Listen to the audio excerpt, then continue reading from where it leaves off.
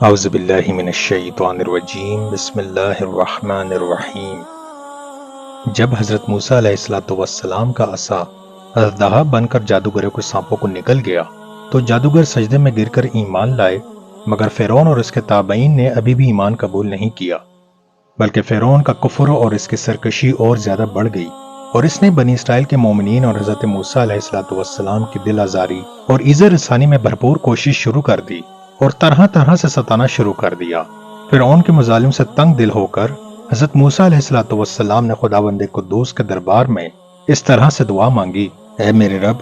فرعون زمین میں بہت سرکش ہو گیا ہے اور اس کی قوم نے عہد شکنی کی ہے، لہٰذا تو انہیں ایسے عذابوں میں گرفتار کر لے جو ان کے لیے سزاوار ہو اور میری قوم اور بعد والوں کے لیے عبرت ہو۔ حضرت موسیٰ علیہ السلام کی دعا کے بعد اللہ تعالیٰ نے فرعونیوں پر لگاتار 5 عذابوں کو مسلط فرما دیا۔ 5 عذاب یہ ہیں: طوفان، ناگہاں ایک ابر آیا اور ہر طرف اندھیرا چھا گیا، پھر انتہائی زوردار بارش ہونے لگی، یہاں تک کہ طوفان آ گیا اور فرعونیوں کے گھروں میں پانی بھر گیا اور وہ اس میں کھڑے کے کھڑے رہ گئے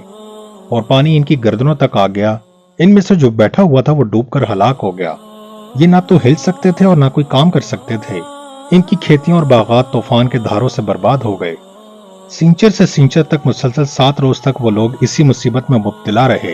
اور باوجود یہ کہ بنی اسرائیل کے مکانات فرعونیوں کے گھروں سے ملے ہوئے تھے، مگر بنی اسرائیل کے گھروں میں سیلاب کا پانی نہیں آیا اور وہ نہایت ہی امن و چین کے ساتھ اپنے گھروں میں رہتے تھے۔ جب فرعونیوں کو اس مصیبت کے برداشت کرنے کی تاب و طاقت نہ رہی اور وہ بالکل عاجز ہو گئے تو ان لوگوں نے حضرت موسیٰ علیہ السلام سے عرض کیا کہ آپ علیہ السلام ہمارے لیے دعا فرمائیے کہ یہ مصیبت ٹل جائے تو ہم ایمان لے آئیں گے اور بنی اسرائیل کو آپ کے پاس بھیج دیں گے۔ چنانچہ آپ نے دعا مانگی تو طوفان کی بلا ٹل گئی اور زمین میں ایسی سرسبزی اور شادابی نمودار ہوئی کہ اس سے پہلے کبھی دیکھنے کو بھی نہ ملی تھی۔ کھیتیاں بہت شاندار ہوئیں اور غلوں اور پھلوں کی پیداوار میں بے شمار اضافہ دیکھ کر فرعونی یہ کہنے لگے کہ یہ طوفان کا پانی ہمارے لیے تو بڑی نعمت کا سامان تھا۔ پھر وہ اپنے عہد سے پھر گئے اور ایمان نہیں لائے اور پھر سرکشی اور ظلم و عصیان کی گرم بازاری شروع کر دی۔ ٹڈیاں، 1 ماہ تک تو فرعونی نہایت عافیت سے رہے، لیکن جب ان کا کفر و تکبر اور ظلم و ستم پھر بڑھنے لگا تو اللہ تعالیٰ نے اپنے قہر و عذاب کو ٹڈیوں کی شکل میں بھیج دیا کہ چاروں طرف سے ٹڈیوں کی جھنڈ کے جھنڈ آ گئے جو ان کی کھیتوں اور باغوں کو یہاں تک کہ ان کے مکانوں کی لکڑیاں تک کو کھا گئے، اور فرعونیوں کے گھروں میں یہ ٹڈیاں بھر گئیں جس سے ان کا سانس لینا بھی مشکل ہو گیا، مگر بنی اسرائیل کے مومنین کے کھیت اور باغات اور مکانات ان ٹڈیوں کی یلغار سے بالکل محفوظ رہے۔ یہ دیکھ کر فرعونیوں کو بڑی عبرت ہو گئی اور آخر میں اس عذاب سے تنگ آ کر پھر حضرت موسیٰ علیہ السلام کے آگے عہد کیا کہ آپ اس عذاب کے دفع ہونے کے لیے ہمارے لیے دعا فرما دیں تو ہم لوگ ضرور ایمان لے آئیں گے اور بنی اسرائیل پر کوئی ظلم و ستم نہ کریں گے۔ چنانچہ آپ کی دعا سے 7ویں دن یہ عذاب بھی ٹل گیا اور یہ لوگ پھر 1 ماہ تک نہایت ہی آرام و راحت کے ساتھ رہنے لگے، لیکن پھر عہد شکنی کی اور ایمان نہیں لائے۔ ان لوگوں کے کفر و عصیان میں پھر اضافہ ہونے لگا۔ حضرت موسیٰ علیہ السلام اور مومنین کو ایذا دینے لگے اور کہنے لگے کہ ہماری جو کھیتیاں اور پھل بچ گئے ہیں وہ ہمارے لیے کافی ہیں، لہٰذا ہم اپنا دین چھوڑ کر ایمان نہیں لائیں گے۔ گھن، غرض 1 ماہ کے بعد پھر ان لوگوں پر کمل کا عذاب مسلط ہو گیا۔ بعض مفسرین کا بیان ہے کہ یہ گھن تھا جو ان فرعونیوں کے اناجوں اور پھلوں میں لگ کر تمام غلوں اور میواؤں کو کھا گیا، اور بعض مفسرین نے فرمایا کہ یہ ایک چھوٹا سا کیڑا تھا جو کھیتوں کی تیار فصلوں کو چٹ کر گیا اور ان کے کپڑوں میں گھس کر ان کے چمڑوں کو کاٹ کاٹ کر انہیں مرغے بمثل کی طرح تڑپانے لگا، یہاں تک کہ ان کے سر کے بالوں، داڑھی، مونچھوں، بھووں، پلکوں کو چاٹ چاٹ کر اور چہروں کو کاٹ کاٹ کر انہیں چیچک روح بنا دیا۔ یہ کیڑے ان کے کھانوں، پانیوں اور برتنوں میں گھس جاتے تھے جس سے یہ لوگ نہ کچھ کھا سکتے تھے اور نہ کچھ پی سکتے تھے، نہ لمحہ بھر کے لیے سو سکتے تھے، یہاں تک کہ 1 ہفتے میں اس قہر آسمانی و بلائے ناگہانی سے بلبلا کر یہ لوگ چیخ پڑے اور پھر حضرت موسیٰ علیہ السلام کے حضور حاضر ہو کر دعا کی درخواست کرنے لگے اور ایمان لانے کا عہد دینے لگے۔ چنانچہ آپ نے ان لوگوں کی بے قراری اور گیرے و زاری پر رحم کھا کر دعا کر دی اور یہ عذاب بھی رفع دفع ہو گیا، لیکن فرعونیوں نے پھر اپنے عہد کو توڑ کر اور پہلے سے بھی زیادہ ظلم و ستم اور عدوان پر کمر بستہ ہو گئے۔ پھر 1 ماہ کے بعد ان لوگوں پر مینڈک کا عذاب نازل ہو گیا۔ مینڈک، ان فرعونیوں کی بستیوں میں اور ان کے گھروں میں اچانک بے شمار مینڈک پیدا ہو گئے اور ان ظالموں کا یہ حال ہو گیا کہ جو آدمی جہاں بھی بیٹھتا اس کی مجلس میں ہزاروں مینڈک بھر جاتے تھے۔ کوئی آدمی بات کرنے یا کھانے کے لیے منہ کھولتا तो इसके मुंह में मेंढक कूद कर घुस जाते। हांडियों में मेंढक, इनके जिस्मों पर सैकड़ों मेंढक सवार रहते। उठते बैठते लेटते किसी हालत में भी मेंढकों से निजात नहीं मिलती थी।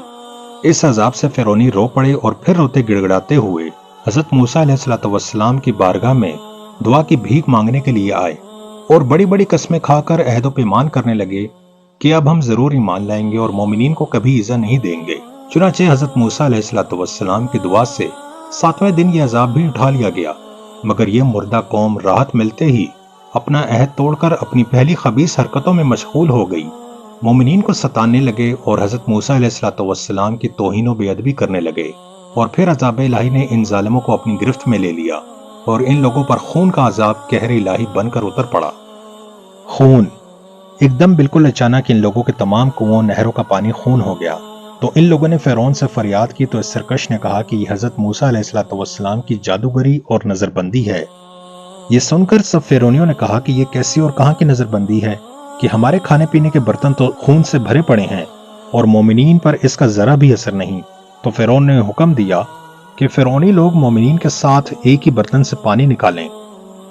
मगर खुदा ताला की शान के मोमिनीन इसी बर्तन से पानी निकालते तो निहायत ही साफ व शफाफ और शीरीन पानी निकलता, और फिरौनी जब इसी बर्तन से पानी निकालते तो वो ताज़ा खालिस खून होता था। यहां तक कि फिरौनी लोग प्यास से बेकरार होकर मोमिनीन के पास आए और कहा कि हम दोनों एक ही बर्तन से मुंह लगाकर पानी पिएंगे, मगर कुदरत खुदाबंदी का अजीब जलवा नजर आता है। एक ही बर्तन से एक साथ मुंह लगाकर पानी पीते थे, मगर मोमिनीन के मुंह में जो आता वो पानी होता था और फिरौन वालों के मुंह में जो जाता वो खून होता था। मजबूर होकर फिरौन और फिरौनी लोग घास और दरख्तों की जड़ें और छाले चबा चबा कर चूसते थे, मगर इनकी रतूबत भी इनके मुंह में जाकर खून बन जाती थी। अलगर्ज फिरौनियों ने फिर गिड़गिड़ाकर हजरत मूसा अलैहिस्सलाम से दुआ की दरख्वास्त की तो आप अलैहिस्सलाम ने पैगंबराना रहम करम फरमा कर फिर इन लोगों के लिए दुआ खैर फरमा दी। तो 7वें दिन इस खून का अजाब का साया भी इनके सरों से उठ गया। अलगर्ज इन सरकशों पर मुसलसल 5 अजाब आते रहे और हर अजाब 7वें दिन टलता रहा और हर 2 अजाबों के दरमियान 1 माह का फासला होता, मगर फिरौन और फिरौनियों के दिलों पर शकावत और बदबख्ती की ऐसी मोहर लग चुकी थी कि फिर भी वो ईमान नहीं लाए और अपने कुफ्र पर अड़े रहे और हर मर्तबा अपना वादा तोड़ते रहे, यहाँ तक कि अल्लाह ताला के कहर व गजब का आखिरी अजाब आ गया कि फिरौन और उसके मुत्तबईन सब दरिया नील में गरक हो गए और हलाक होकर हमेशा के लिए खुदा की दुनिया इन अहद शिकनों और मुर्दों से पाक व साफ हो गई और ये लोग दुनिया से इस तरह निस्तो नाबूद कर दिए गए कि रूए जमीन पर इनकी कब्रों का निशान तक भी बाकी ना रहा। अगर आपको हमारी वीडियो पसंद आई है तो इसे लाइक करें, चैनल को सब्सक्राइब करें और दिए गए कमेंट बॉक्स में अपनी राय का इजहार करें। अल्लाह पाक हम सब का हामी और नासिर हो। आमीन सुम आमीन।